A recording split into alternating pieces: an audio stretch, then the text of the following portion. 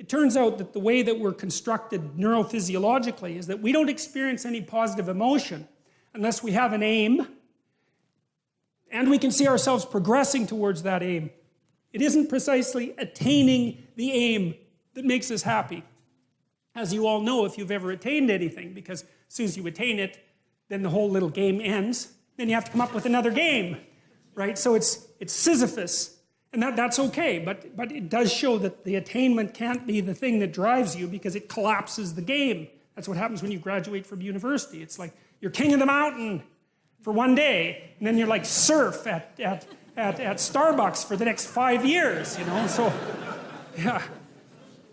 So what happens is that human beings are weird creatures because we're much more activated by having an aim and moving towards it than we are by attainment. And what that means is you have to have an aim, and that means you have to have an interpretation. And it also means that the nobler the aim, that's one way of thinking about it, the better your life.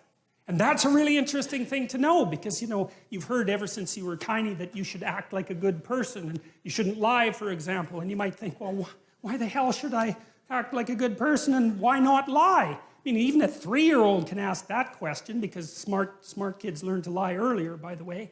And they think, well, why not twist the fabric of reality so that it serves your specific short-term needs? I mean, that's a great question. Why not do that? Why act morally? If you can get away with something and it brings you closer to something you want, well, why not do it? These are good questions. It's not self-evident. Well, it seems to me tied in with what I just mentioned. It's like you destabilize yourself and things become chaotic. That's not good. And if you don't have a noble aim, then you have nothing but shallow, trivial pleasures. And they don't sustain you. And that's not good because life is so difficult, it's so much suffering, it's so complex. It ends and everyone dies and it's painful. It's like without a noble aim, how can you withstand any of that? You can't. You become desperate, and once you become desperate, things go from bad to worse very rapidly when you become desperate. And so there's the idea of the noble aim, and it's not something, it's something that's necessary. It's the bread that people cannot live without, right? That's not physical bread. It's the noble aim. And what is that? Well, it was encapsulated in part in the story of Marduk.